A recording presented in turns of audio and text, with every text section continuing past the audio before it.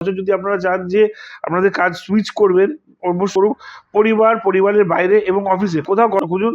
বিশেষ করে মে মাসের পরে মানে যুক্ত তাদের এবছর ভীষণভাবে ভালো যাবে। আর কিংবা আপনাদের প্রেমগত মানে জায়গায় একটু বলি যে আ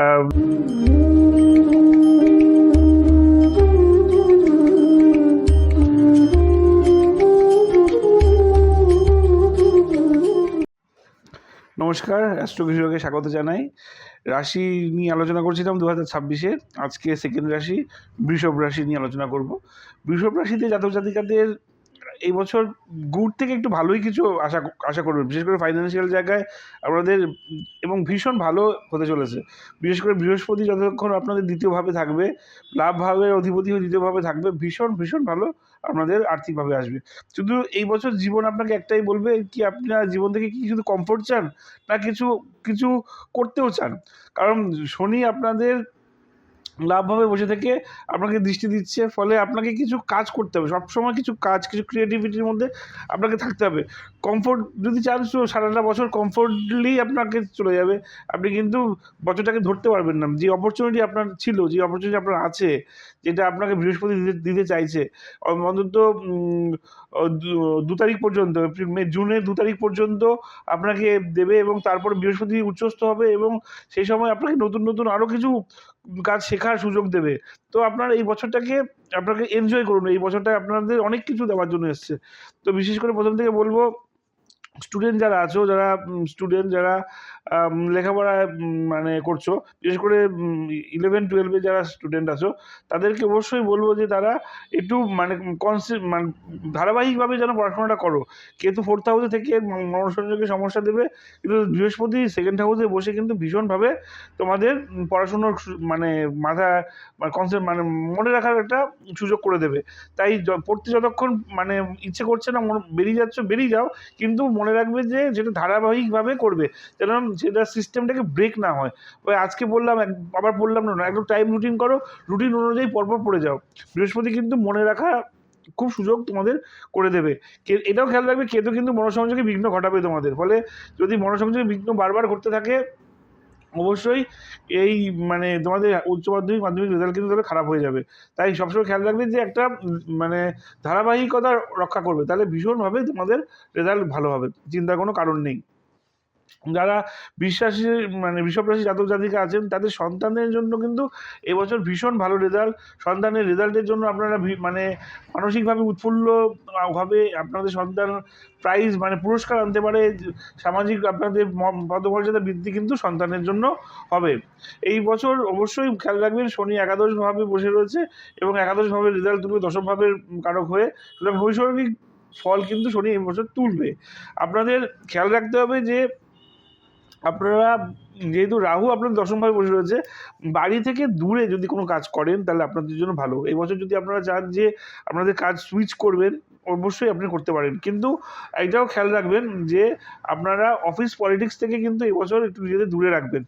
বিশেষ করে কোনো বস যদি আপনাদের বারবার মৌখিক কোনো কাজ করতে বলল, আপনারা বলবেন যে হ্যাঁ আমি করে দেবো, কিন্তু অবশ্যই বলবেন যে এটা লিখিত বা একটা মেল পাঠিয়ে দিন, যেন আপনাদের সেটা লিখিত থাকে। কারণ পরবর্তীকালে এই সংক্রান্ত ব্যাপারে অফিস কিন্তু পলিটিক্সে আপনাদের ফাঁসতে হবে। এবার খেয়াল রাখবেন, কোনো রকম মানে গসিপে আপনারা জড়াবেন না। যে যেখানে যাক, যে যা সংক্রান্ত করুক, পরিবারের বাইরে এবং অফিসে কোথাও গসিপ করবেন না।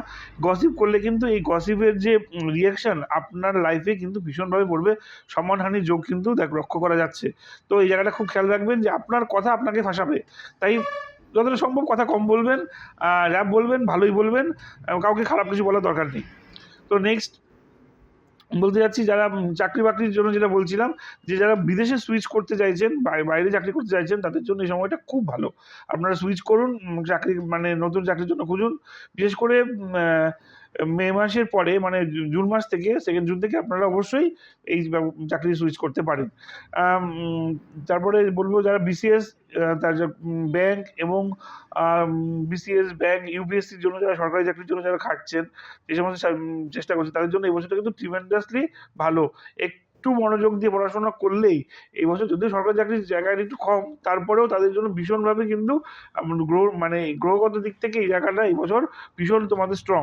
তোমরা অবশ্যই চাকরির জন্য প্রিপারেশন নাও এবং খুব ভালো তোমাদের জন্য এবার এবছর ভাগ্য তোমাদের সাহায্য করবে। যারা MA ইন ফাইন্যান্স অথবা স্টাডি ম্যানেজমেন্টে আছেন তাদের জন্য এবছর খুব ভালো। এছাড়াও যারা বিজনেসের মধ্যে ট্রাভেলিংয়ের বিজনেস করছেন, শিপিং, এভিয়েশন এইসব বিজনেসের সঙ্গে আছেন তাদের কিন্তু এবছর ভালো। বিশেষ করে যারা মানে জলের ব্যবসার সঙ্গে যুক্ত তাদের এবছর ভীষণ ভালো যাবে।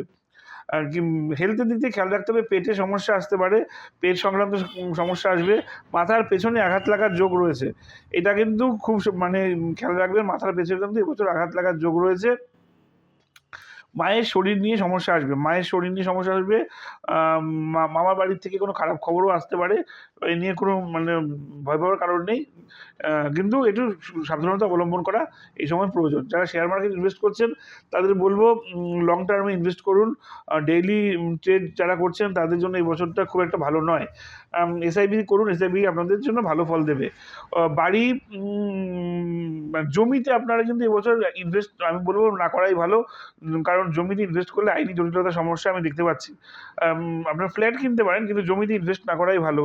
বিশেষ করে বাড়ি জমি সংক্রান্ত যারা লোন নিতে চাইছেন আমি বলবো এই সময় আপনারা এই ব্যাপারটাকে একটু এড়িয়ে চলুন। হ্যাঁ, তবে ভালো হবে। তা না হলে কিন্তু ধরুন শরিকি মামলায় জড়িয়ে গিয়ে একটা বড়সড় আইনি জটিলতা কিন্তু হতে পারে। আর যারা গৃহিণী আছেন তারা আমাকে বারবার বলেন যে গৃহিণীদের জন্য আমি কিছু বলি না।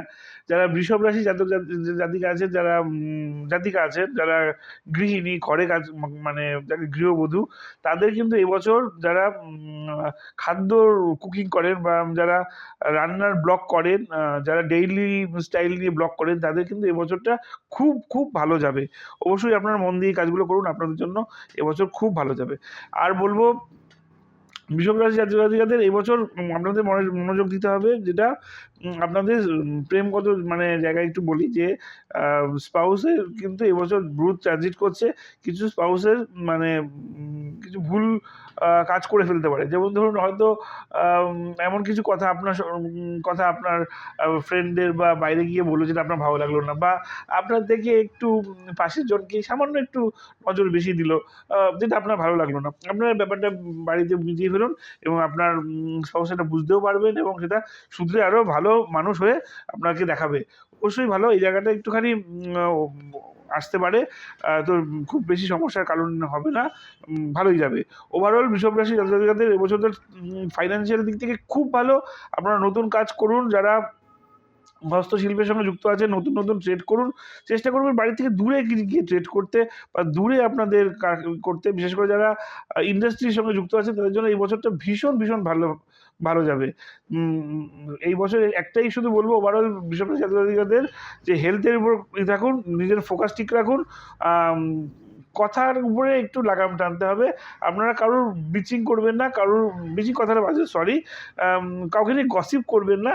দেখবেন আপনাদের জীবন খুব ভালো যাবে, খুব ভালো আপনাদের এই বছরটা ফাইন্যান্সিয়াল দিক থেকে খুব ভালো আপনাদের কাটবে। ভালো থাকুন, সুস্থ থাকুন, নমস্কার।